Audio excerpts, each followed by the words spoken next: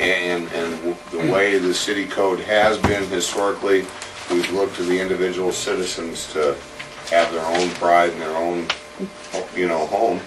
We've had individuals since this meeting that have already threatened to sue the city if we told them they had to do things differently. I mean, there are people that like to keep their property their way. There are people that like their neighbors to keep their property their way. It's not that we have not tried to enforce the code we've got. It's not that we haven't done some things, I think, to improve the appearance of the town. It's not that we haven't had discussions that maybe the next step is to get people to paint houses and stuff that we don't have addressed in our current code. And so I guess what I'm asking from you guys is all you're looking for is for the city council to enforce the existing code, or do you want to see the code changed? And I'm not getting a real clear answer. Well, how long is it going to take to do that? Yeah. Most times it's always put on hold for another month, and then it's a year, and it never gets done. Doesn't matter. I mean, if you want it changed, you change it. Whether it takes you a week to do it or whether it takes you a year to do it, you do it if you want it changed. If you don't want it changed, you don't change it. Well, can't you enforce the existing codes until you change them? We are trying to enforce existing codes.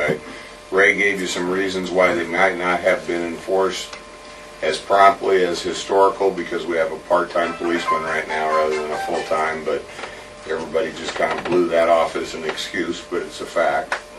I think it was suggested that he walk around and write, violations or whatever, and I don't think that we as a city have chosen to pay the mayor enough at this point to do that. I mean, if you'd like us to revisit the mayor's wage and turn him into a full-time employee, we can do that. I mean, taxpayers pay the bill. But, and we have lined up interviews for a new police officer, and we have a part-time police officer that's addressed how many of those places? Well, yeah. I've inspected 16 of the 55 properties on your list. I'll inspect another 10 on Tuesday, and he hadn't said since. That was yesterday. Of the 16 Giving inspections. a total of 26 by the day of this meeting, and like I said, I didn't get an email from him. But he goes, I'm confident that this isn't the first time the city has received complaints on any of these properties. Unfortunately, nothing was done. I sent, the garage at 209 South Hanover is collapsing and by definition is a dangerous, unsafe building. I sent the owner a courtesy notice, if for nothing else to protect the city from the liability. The courtesy notice isn't enforceable, but does give the property owner notice that we intend to act on a dangerous and unsafe building. He goes, this is step 2. If the property owner doesn't repair or demolish the garage, we will need a building inspector, and that's where we come into more costs. So that's what we need. It doesn't say in here that a building inspector, blah, blah, blah. Yeah, but we had a building inspector. We appointed somebody one time. You did? I have no knowledge. I thought it was Jay. I think it was Clyde at one time, Was it? years ago. Yeah, so we did have a building I inspector. haven't heard of it. Well, and this is the way this cop brought it up. Right. Jeff didn't necessarily address it the same way, and the next guy won't necessarily address it the same way. One of the points I want to make, though, is how many did you say weren't in violation of the existing code? Because I think you got a lot of properties on that list that probably aren't in violation of the Well, he existing said code. that. I think we're doing a lot of talk that, about a person that's gonna be a next employee. Well, Scott's statement here just confused me. I mean, you say one of them looks at it one way, one of them looks at the other. I mean, what's the criteria? Is it the city code? Then why should they one look at it one way and one the other? No, I understand. I mean, that confuses me. Okay, and let me try to explain this again. We do, through our law enforcement official, enforce existing code. Our existing code addresses the length of the grass in your yard, which would include the length of your weeds. It does make mention of the fact you aren't to mow your grass into the street. And it does talk about a nuisance, which historically the council has defined as those buildings that are in significant disrepair, have rodents going in and out, that kind of thing. So we have always given courtesy notices to those people who have not mowed. Historically, we've gotten voluntary compliance when we've given out those notices.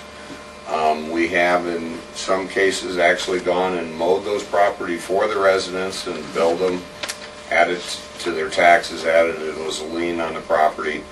And then we have taken the more severe properties like the Litzenberg house, I guess I'll bring up as an example, on a case-by-case basis and tried to do something active to eliminate that as a nuisance and try to do it at a minimal cost to the community.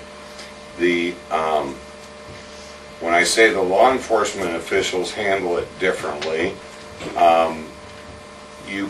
everybody's going to interpret the word nuisance differently, okay? In general terms, to the city council, a property that's a quote nuisance has been one where there's garbage piled up, there's holes in the house, there's raccoons crawling in and out.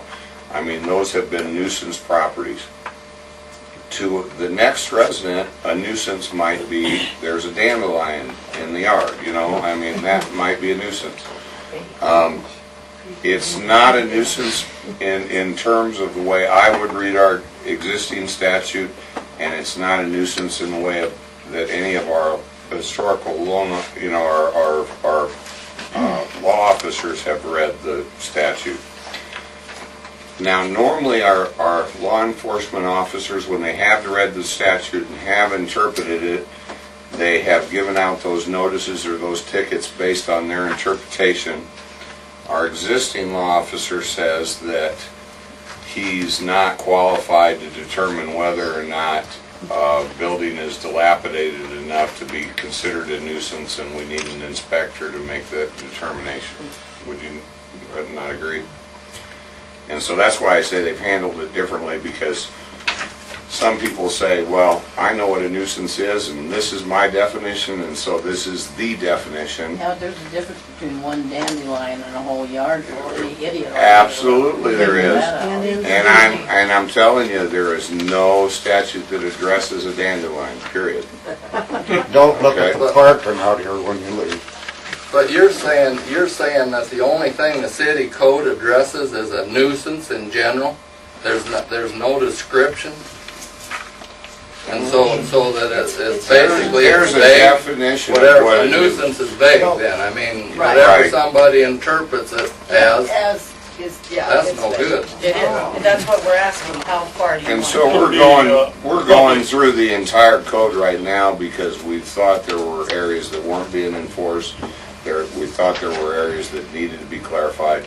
This has been an ongoing thing over the past year. So when this meeting came up, I suggested, tell me what you want in the code, because this is what we currently enforce. Doesn't include dandelions. If you don't want one dandelion in the yard, the definition has to read like that. If you want no more than 10, it's got to read like that.